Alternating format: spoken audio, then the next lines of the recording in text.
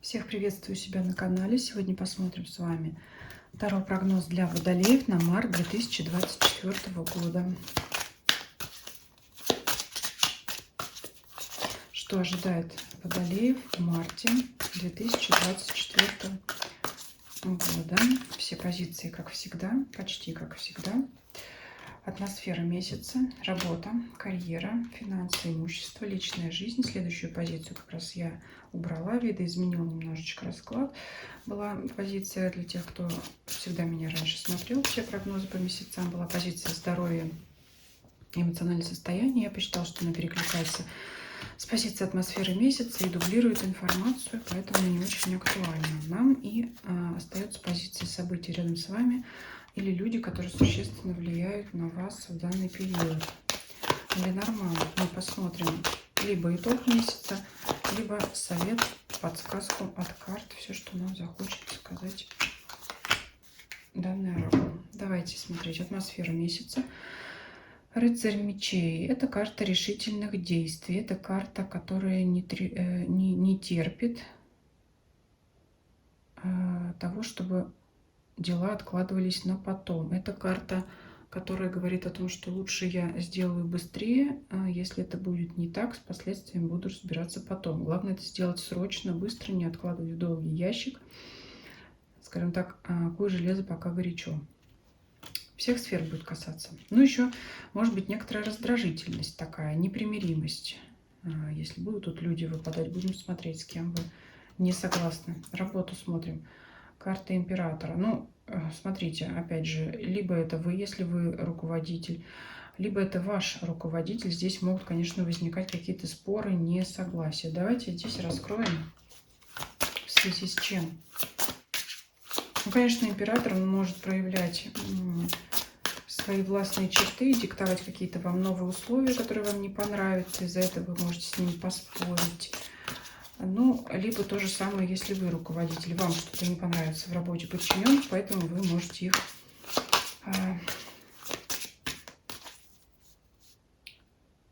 учить уму-разуму, ставить на место, строить. Ну, все, что еще с этим связано. Давайте посмотрим, что здесь не так. Король кубков. Ну, вообще король кубков эта карта неплохая, но вот если уж в данном сочетании смотреть,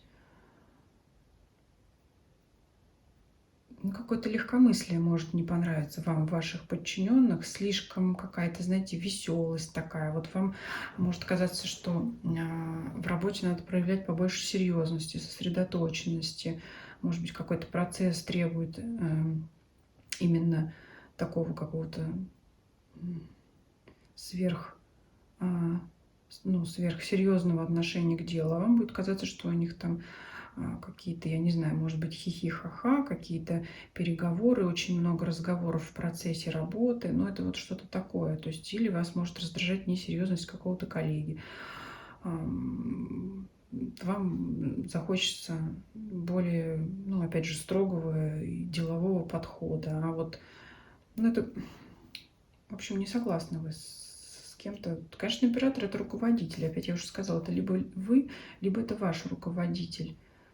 А несогласие на почве того, что вот кто-то очень будет... Вообще короля кубков, конечно, нельзя назвать легкомысленным, но это чересчур какая-то, знаете, веселость. Это вот король эмоциональный, радушный, дружелюбный. Может быть, кстати, насчет радушия и дружелюбия, кому-то не понравится, что вы рассказываете о делах вашей фирмы куда-то другим людям, которые не имеют к этой фирме никакого отношения, то, что называется коммерческой тайной. Вот здесь что такое может быть, да?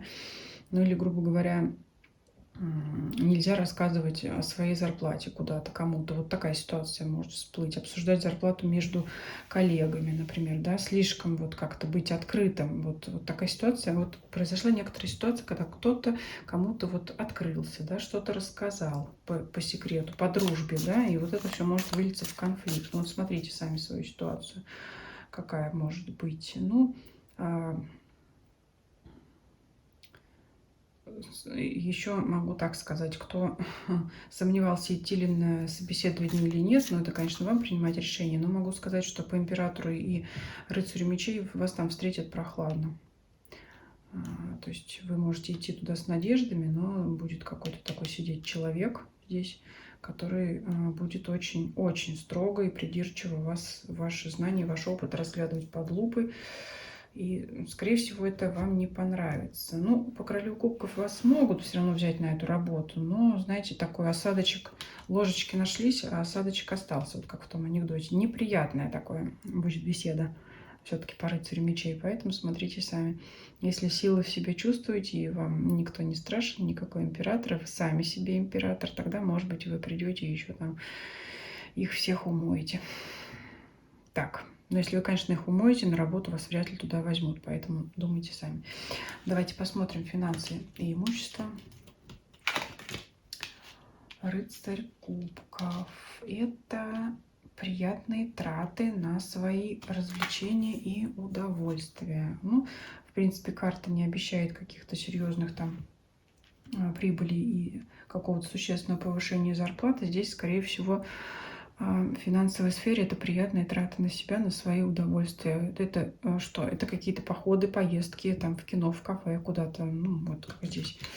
Пока еще у нас зимний сезон, но тем не менее куда-то к водоему. Ну, почему бы и нет? На природу, скажем так. Вот такое. То есть трата денег на приятное времяпрепровождение. Личную жизнь давайте посмотрим. Потому что надо этого рыцаря мечей немножко как-то чем-то сглаживать, сбалансировать. Да? Вот они, два рыцаря, в итоге они у нас что? Схлопнутся, и значит, негативная, позитивная энергия, что она должна вылиться, ну, хотя бы в ноль, может быть и в плюс, смотря какой рыцарь более активно себя проявит. Поэтому смотрите, выбирайте сами раздраженное настроение, либо забыть все и как следует отдохнуть. Имеет для этого все финансовые возможности. По личной жизни карта «Мир». Для тех, кто ищет пару, это, конечно, тот самый статус в активном поиске, когда вы присматриваетесь к партнерам, ходите на свидание, сравниваете потенциальных ваших партнеров, ухажеров или мужчин, или женщин, девушек. Но как-то вот, знаете, вы придирчиво очень к ним относитесь по рыцарю мечей. И встречаться-то вы можете, но пару составить вы вряд ли с ним сможете в этом месяце, потому что, ну, опять же, рассматриваете всех кандидатов под микроскопом. Ну, может быть, это актуально, потому что когда-то вы упустили что-то с другим партнером, да, и теперь придирчиво относитесь, придирчиво задаете вопросы о человеке при знакомстве. Но здесь я как-то не вижу, что у вас. Вижу много потенциальных партнеров, кандидатов, но как-то вот вы... И вообще будьте помягче. Вот так вот по раскладу. Может такое быть желание как-то поддевать. Но вряд ли это понравится тому человеку, который к вам пришел на первое свидание. Какие-то такие, знаете, скользко наводящие, колющие вопросы задавать не надо, если вы хотите как-то с этим человеком общаться. А если не хотите, то, может быть, стоит поскорее это свидание завершить, либо на него не ходить или пойти когда-то там попозже. Вот так вот. Для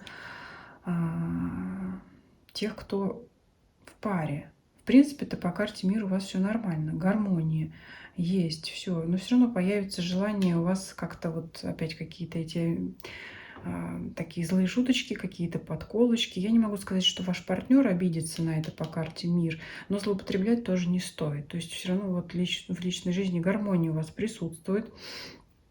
Но как-то вот, если захочется сострить, подумайте над этим несколько раз, потому что один раз у вас это пройдет, второй раз пройдет, а третий, кто его знает, потому что здесь у нас еще и в корнях дерева затесалась змея, и кто его знает, когда она решит вылезти потом, чтобы, так сказать, ответную реплику, ответный ход свой сделать. Так, давайте смотреть, что происходит рядом с вами.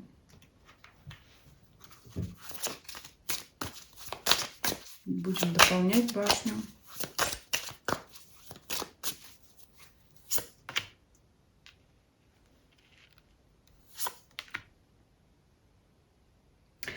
А вот смотрите, точнее не раскрою, но такая ситуация. Сначала я немного так напряглась, когда увидела карту башни, потому что карта одна из самых неприятных, будем прямо говорить. Но скажу так, хорошо, что на этой башне выпало, потому что по дьяволу и по жезлу это очень активное желание кого-то со стороны было вам навредить, подставить ножку вам, да, палки в колеса втыкать. Но это попытка с треском провалится. Не знаю, кто этот человек, дополнительно тут открывать не буду, но там будет ситуация, за что боролись, на то и напоролись. Вот ту гадость, которую человек вам затеял сделать, он сам в нее и попадет, в эту ловушку. Да? Не плюй в колодец, пригодится воды напиться. Там не то, что воды напиться, там, во-первых, это все вскроется, вреда вам не принесет, потому что это вовремя вскроется, ну, этот человек сам пострадает от каких-то своих. Это может быть что-то серьезное, а может быть и что-то, ну, скажем, если это более мелкое такое, брать какие-то сплетни, если что-то человек о вас будет говорить, то в итоге он сам пострадает, его просто так сплетником и лгуном и обзовут. Если это что-то более серьезное, я не буду тут негатив дальше этот как бы разрабатывать, да, эту линию, но тем не менее, я вот вижу, что, ну, в общем, есть кто-то в вашем окружении, который не желает вам зла, очень активно что-то вам хотел там подножку поставить, я не знаю, может быть, это работа, почему вы так злитесь, может быть, еще что-то. Главное, что этого не случится, но здесь как знак для вас, конечно, обратить на это внимание, если особенно от этого человека вы это не ожидали, потому что туз жезлов это что-то стремительное, быстрое, резко, неожиданное, по крайней мере, то вот, конечно, стоит делать выводы. Давайте посмотрим, что здесь Ленорман скажет.